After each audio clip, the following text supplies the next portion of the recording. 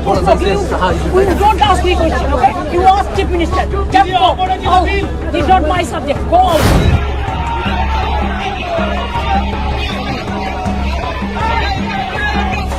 भारत माता की जय। महिलाएं क्यों नहीं बोल रही हैं? लाडली बहना बंद कराना है। दोस्तों जरा सोचिए, एक मस्जिद के सामने खड़े होकर के मौलवी साहब के साथ मारपीट की जा रही है और उनको मारते मारते जय श्री राम के नारे लगाए जा रहे हैं। अब आप ही बताइए, राम का नाम इसके लिए है क्या? राम का नाम मारने पीटने के लिए है क्या? राम का नाम किसी की धार्मिक भावनाओं को कुचलने के लिए है क्या? नहीं ना दोस्तों। लेकिन इस देश में एक ऐसा गिरोह पैदा हो गया है जिसने राम के नाम को अपनी नफरत का सबसे बड़ा हथियार बना लिया है।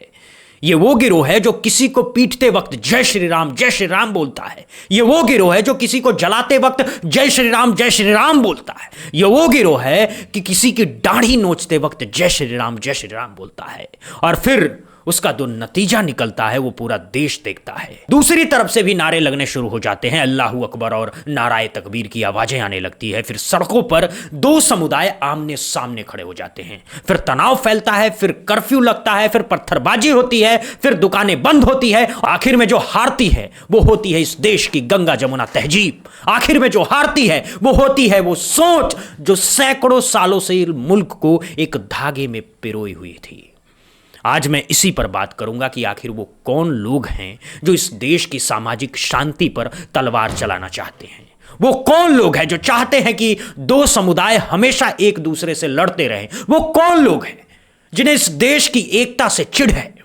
इसी के साथ आज पश्चिम बंगाल का भी हाल बताऊंगा, जहां लोकतंत्र के नाम पर एक अलग ही तमाशा चल रहा है। दोस्तों, महिलाओं के साथ बदसलूकी, टीएमसी महिला कार्यकर्ता को सड़क पर घसीटा जाना, पूर्व मुख्यमंत्री ममता बनर्जी के साथ अभद्रता, ये सब उस बीजेपी की करतूतें हैं जो सुबह शाम लोकतंत्र की माला जपती है। और इसके अलावा मध्य प्रदेश की एक बीजेपी विधायक जी हैं जिन्होंने कमाल का फॉर्मूला निकाला है कि अगर तुमने मेरे कहने पर नारा नहीं लगाया तो तुम्हारी लाडली बहना योजना बंद करवा दूंगी। और आखिर में गोदी मीडिया की सबसे बड़ी सितारा रूबिका लियाकत जी का भी जिक्र होगा, जिन्होंने माइलेज का ऐसा गणित समझाया है कि सुनकर आप कहेंगे कि यार ये टीवी पर है तो हम पास कैसे नहीं हो पाए स्कूल में। तो सबसे पहले उस मौलवी वाली घटना पर आते हैं जिसने पूरे देश की आत्मा को हिला करके रख दिया है। एक मौलवी साहब जो अपने काम से जा रहे थे, जिनका मकसद सिर्फ मस्जिद में नमाज पढ़ना था, जिनकी जिंदगी अपने मजहब की सेवा में गुजारी, जिनकी जिंदगी अपने मजहब की सेवा में गुजरती है, उनके साथ मारपीट की गई। और वो मस्जिद के सामने और मारने वाले लोग बड़ी बहादुरी से जय श्री राम के नारे लगा रहे थे। ये वीडियो जब सोशल मीडिया पर आया तो एक तरफ भड़काने वाले लोग खुशियां मना रहे थे और दूसरी तरफ मुसलमान समुदाय के लोग सड़कों पर उतर आए। अब सोचिए, ये वो देश है जहां हिंदू और मुसलमान सदियों से साथ रहते आए हैं। ये वो देश है जहां एक तरफ मंदिर की घंटी बजती है तो दूसरी तरफ मस्जिद से अजान आती है। ये वो देश है जहां दिवाली पर मुसलमान अपने हिंदू पड़ोसी के घर पर मिठाई देने जाता है और ईद पर हिंदू अपने मुसलमान दोस्तों के घर सेवैयां खाने जाते थे। ये वो देश है जहां क्रिकेट के मैच में हिंदू मुसलमान एक साथ बैठ करके तालियां बजाते थे। ये वो देश है जहां सदियों से हर तबके के लोग एक साथ नाचते हैं। लेकिन पिछले कुछ सालों में क्या हो गया है? ये भाईचारा कहां चला गया है? ये अपनापन कहां खो गया है? ये मोहब्बत कहां बिखर गई है? इसका जवाब बहुत सीधा है। 2014 के बाद से एक ऐसी हवा चलाई गई है जिसमें नफरत को बहुत सिस्टमैटिक तरीके से बोया गया है। पहले सोशल मीडिया पर छोटी छोटी अफवाहें फैलाई गई, फिर व्हाट्सएप पर बड़ी बड़ी झूठी कहानियां चलाई गई, फिर टीवी पर हिंदू मुसलमान के बहसें करवाई गई, फिर सड़कों पर लिंचिंग शुरू हो गई, फिर कहीं गौरक्षा के नाम पर मार दिया गया, फिर कहीं लव जिहाद के नाम पर मार दिया गया, फिर कहीं तबलीगी जमात के नाम पर मार दिया गया, और अब मौलवी के साथ मस्जिद के सामने मारपीट।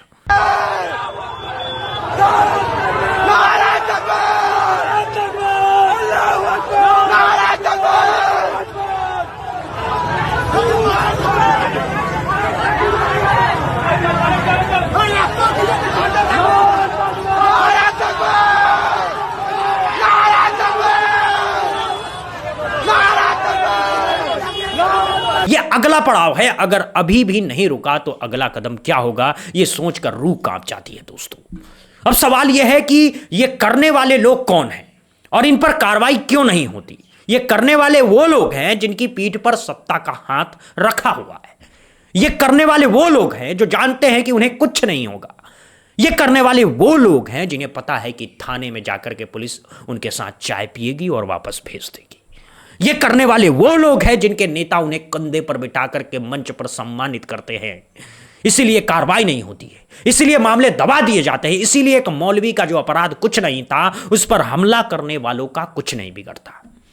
अब आप ही बताइए, एक्शन का रिएक्शन तो होगा ही। अगर आप किसी की मस्जिद के सामने उसके धर्मगुरु को पीटेंगे तो सामने वाला चुप बैठेगा क्या? नहीं बैठेगा।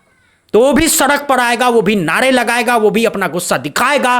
फिर यह सिलसिला बढ़ता जाएगा और आखिर में पूरा शहर जल जाएगा, पूरा इलाका बर्बाद हो जाएगा, कारोबार ठप हो जाएगा, लोगों की रोजी रोटी छिन जाएगी। अब बात करते हैं दूसरे मुद्दे की जो पश्चिम बंगाल से आ रहा है, और यह मुद्दा भी उतना ही गंभीर है क्योंकि यहां लोकतंत्र की खुली धज्जियां उड़ाई जा रही है। कोलकाता में कोलकाता हाई कोर्ट ने टीएमसी की एक रैली की अनुमति दी थी। यह पूरी तरह से कानूनी रैली थी, यह पूरी तरह से लोकतांत्रिक रैली थी, इसमें कुछ भी अवैध नहीं था। लेकिन पुलिस ने बीजेपी के गुंडों को इस रैली में घुसने दिया और फिर वहां जो तमाशा हुआ वो पूरे देश ने देखा।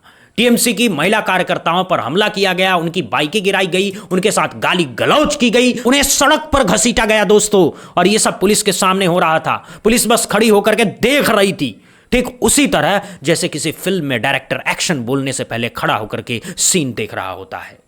टीएमसी की सांसद महुआ मोइत्रा ने खुद यह वीडियो शेयर किया और इस पर सवाल उठाए हैं कि यह कैसा लोकतंत्र है जहां विपक्ष के कार्यकर्ता सड़क पर सुरक्षित नहीं है। यह कैसा राज है जहां महिलाओं को दिन दहाड़े पीटा जा रहा है। यह कैसी सरकार है जो अपनी ही जनता के खिलाफ खड़ी है।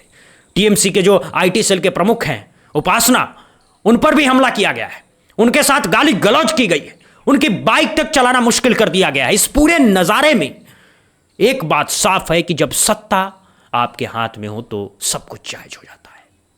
जब पुलिस आपकी जेब में हो तो कानून काम नहीं करता है। अभी कुछ महीने पहले पश्चिम बंगाल में बीजेपी की सरकार बनी है और सत्ता संभल भी नहीं पाई है कि यह हाल हो गया है दोस्तों बंगाल का। शुभेंदु अधिकारी की नई नई सरकार है और उसकी शुरुआत ऐसे हो रही है जैसे किसी नए नए सिपाही को बंदूक थमा दिया गया हो और वो पहले दिन ही अंधाधुंध चलाने लगा हो। ये जो लोकतंत्र का पाठ बीजेपी वाले पढ़ाते हैं ना, ये देखने लायक है। विपक्ष में रहते हैं तो लोकतंत्र लोकतंत्र चिल्लाते हैं, सत्ता में आते हैं तो लोकतंत्र की गर्दन पर पैर रखकर बैठ जाते हैं। विपक्ष में रहते हैं तो कहते हैं आपातकाल था, सत्ता में आते हैं तो घोषित आपातकाल तो नहीं लगाते लेकिन अघोषित राज चलाते रहते हैं। विपक्ष में रहते हैं तो कहते हैं कि मीडिया की आवाज होनी चाहिए, सत्ता में आते हैं तो मीडिया को अपनी गोदी में बिठा लेते हैं। यह है बीजेपी वालों के दो चेहरे और अब पश्चिम बंगाल में यह दूसरा चेहरा नजर आ रहा है। पूर्व मुख्यमंत्री ममता बनर्जी के साथ भी बदसलूकी की तस्वीरें सामने आ रही हैं। वो जब सड़क पर उतरती हैं, अपने कार्यकर्ताओं के लिए आवाज उठाती हैं तो उन्हें रोका जाता है, उन्हें धक्का दे दिया जाता है। अरे भाई, एक पूर्व मुख्यमंत्री है, इस देश की एक बड़ी नेता है, बंगाल की 3 बार की मुख्यमंत्री रह चुके हैं। अरे कम से कम इनकी इज्जत तो कर दो पागलों बेवकूफों। लेकिन नहीं, बीजेपी वालों की डिक्शनरी में इज्जत शब्द नहीं है दोस्तों। वहां तो सबको कुचल देने की परंपरा है, कुचल देने की, सिर्फ और सिर्फ कुचल देने की। दोस्तों अब आते हैं तीसरे मुद्दे पर जो मध्य प्रदेश से आ रहा है और जो सुनकर आपकी हंसी भी छूटेगी और गुस्सा भी आएगा। मध्य प्रदेश की एक बीजेपी विधायक हैं जिनका नाम है मीना सिंह। वो एक कार्यक्रम में गई और मंच से भारत माता की जय, भारत माता की जय के नारे लगवाने लगी। महिलाओं ने शायद इतने जोर से जवाब नहीं दिया या शायद सब एक साथ नहीं बोली तो विधायक जी को गुस्सा आ गया। गुस्से में उन्होंने माइक पर ऐलान कर दिया कि जो महिलाएं नारा नहीं लगाएंगी उनकी लाडली बहना योजना बंद करवा दी जाएगी। भारत माता की जय। महिलाएं क्यों नहीं बोल रही हैं? लाडली बहना बंद कराना है। भारत माता की जय, भारत माता की जय। महिलाएं क्यों नहीं बोल रही हैं? लाडली बहना बंद कराना है। भारत माता की जय।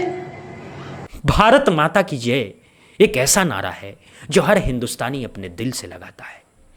इसमें किसी को कोई ऐतराज नहीं है, लेकिन इसे बंदूक बना करके लोगों के सिर पर तानना, इसे शर्त बना करके सरकारी योजना से जोड़ देना, यह कहां का न्याय है? लाडली बहना योजना क्या मीना सिंह जी के पिताजी की कमाई से चलती है? यह योजना जनता के टैक्स से चलती है। इस पर हर उस महिला का हक है जो योग्य है, चाहे वो नारा लगाए या ना लगाए, चाहे वो जोर से बोले या धीरे बोले, चाहे वो बोले ही नहीं, यह उसका अधिकार है। लेकिन बीजेपी की विधायक सोचती हैं कि उनके इशारे पर हर महिला नाचेगी, उनके इशारे पर हर आवाज उठेगी, और अगर नहीं उठी तो उनकी योजना बंद कर दी जाएगी। यह कैसी सोच है दोस्तों, समझिए इस बात को। यह कैसा नेतृत्व है, यह कैसा जनसेवा का जज्बा है। यह तो साफ साफ धमकी, और वो भी सरकारी योजना के नाम पर। अगर यह वीडियो सोशल मीडिया पर वायरल नहीं होता तो शायद यह बात दबा दी जाती, लेकिन सोशल मीडिया के इस युग में हर बात कैमरे में कैद हो जाती है और लोगों तक सच पहुंच जाती है। अब बीजेपी के प्रवक्ता जरूर कहेंगे कि यह वीडियो एडिटेड है, यह मामला अलग था, यह गलत तरीके से पेश किया गया था, यह हमेशा बहाना है। लेकिन जनता अब समझ रही है। अब आते हैं आखिरी और सबसे मजेदार मुद्दे पर। यह मुद्दा गोदी मीडिया की सबसे बड़ी हस्ती रूबिका लियाकत जी का है। रूबिका जी को आप जानते ही होंगे, वही रूबिका जी जो हर रोज प्राइम टाइम पर हिंदू मुसलमान का शो चलाती हैं। वही रूबिका जी जो सरकार की हर नाकामी को कामयाबी बना देती हैं। वही रूबिका जी जो हर सरकारी नुकसान को फायदा साबित कर देती हैं। इस बार उन्होंने कमाल का हिसाब लगाया है। बात है E20 पेट्रोल की, यानी वो पेट्रोल जिसमें 20% इथेनॉल मिलाया गया है। अब सरकार जबरदस्ती ये पेट्रोल जनता पर थोप रही है। आम आदमी की गाड़ी की माइलेज कम हो रही है, इंजन खराब हो रहे हैं, गाड़ियां जल्दी टूट रही हैं, पुरानी गाड़ियां वालों को तो दोहरी मार पड़ रही है। ऐसे में जनता की तरफ से सवाल उठे तो जवाब देने के लिए मैदान में उतरी रूबिका जी। उन्होंने टीवी पर बड़े गंभीर चेहरे से समझाना शुरू किया कि देखिए 2020 में जो गाड़ी आपने खरीदी है ना, उसका माइलेज सिर्फ 6% कम होगा, बस 6%, यानी 94% तो बचा हुआ है। अरे वाह, क्या हिसाब है रूबिका जी, क्या हिसाब है। अगर आपकी गाड़ी पहले 10 किलोमीटर देती थी तो अब सिर्फ 9 और आधा किलोमीटर देगी। और ये उन्होंने ऐसे बताया जैसे 6% कोई मामूली चीज हो, जैसे 6% का मतलब कुछ नहीं होता। अब उन्हें कोई समझाए कि जो आदमी 1000 रुपए का पेट्रोल भराता है, उसका 60 रुपए का पेट्रोल हवा में गया। महीने के हिसाब से देखिए तो 300 से 400 रुपए गायब हो गए। साल के हिसाब से देखिए तो 4 से 5000 रुपए गायब हो गए। और ये उस आम आदमी की जेब से गायब हो रहा है जो पहले से महंगाई से मारा हुआ फिर रहा है, जिसकी सब्जी महंगी है, दूध महंगी है, बच्चों की फीस महंगी है, दवाइयां महंगी है। अब उसका पेट्रोल भी 6% कम हो गया। लेकिन रूबिका जी की टीवी की दुनिया में यह बहुत छोटी बात है, यह गिनने की चीज नहीं है। जनता को समझ लेना चाहिए कि सरकार जो कर रही है वो एकदम बढ़िया सही कर रही है। यही तो गोदी मीडिया का काम है, हर गलत को सही बताना, हर नुकसान को फायदा बताना, हर मार को मालिश बताना। अब कमाल की बात यह है कि यही रूबिका जी अगर मनमोहन सिंह के ज़माने में होती और तब पेट्रोल की माइलेज 6% कम हुई होती तो पूरा टीवी हिला देती। 9 बजे का शो होता, क्या मनमोहन सिंह जनता की जेब काट रहे हैं? 10 बजे का शो होता, क्या सरकार की नाकामी की सजा जनता भुगत रही है? 11 बजे तक एक तिरंगे के साथ खड़ी होकर के देश के दुर्दशा पर आंसू बहा रही होती। लेकिन आज वही रूबिका जी बड़े शांत भाव से बता रही हैं कि 6% तो कुछ नहीं है, 94% बच गया। वाह वाह वाह वाह रूबिका जी, क्या पत्रकारिता है आपका। तो कुल मिलाकर के बात यह है दोस्तों कि आज के इस दौर में हर तरफ से जनता के साथ धोखा हो रहा है, हर तरफ धार्मिक उन्माद फैलाया जा रहा है ताकि लोग असली मुद्दों पर ध्यान न दें। दूसरी तरफ लोकतंत्र की धज्जियां उड़ाई जा रही है ताकि विपक्ष की आवाज ना उठे। तीसरी तरफ सरकारी योजनाओं को बंदूक बना करके लोगों को धमकाया जा रहा है। और चौथी तरफ महंगाई और नुकसान को गोदी मीडिया के जरिए लीपापोती करके छिपाया जा रहा है। यह चारों तरफ से जनता को घेरने की राजनीति है, यह चारों तरफ से जनता का ध्यान भटकाने की रणनीति है। लेकिन जनता अब पहले जैसी नहीं रही। अब उसके हाथ में मोबाइल फोन है, अब उसके पास सोशल मीडिया है, अब वो देख रही है, समझ रही है, सवाल पूछ रही है। आप इन तमाम मुद्दों पर क्या सोचते हैं? क्या आपको भी लगता है कि इस देश में धार्मिक उन्माद जानबूझ करके फैलाया जा रहा है? क्या आपको भी लगता है कि बीजेपी वाले सत्ता में आते ही लोकतंत्र भूल जाते हैं? क्या आपकी गाड़ी की माइलेज भी 6% ही कम हुई है या उससे भी ज़्यादा हुई है? अपनी राय कमेंट बॉक्स में ज़रूर लिखिए, बहस कीजिए यार, चर्चा कीजिए। वीडियो पसंद आई हो तो लाइक कीजिए, ज़्यादा से ज़्यादा शेयर कीजिए। चैनल पर पहली बार आए हैं तो सब्सक्राइब कर लीजिए। बहुत बहुत धन्यवाद, बहुत बहुत शुक्रिया। जय हिंद, जय भारत, वंदे मातरम दोस्तों।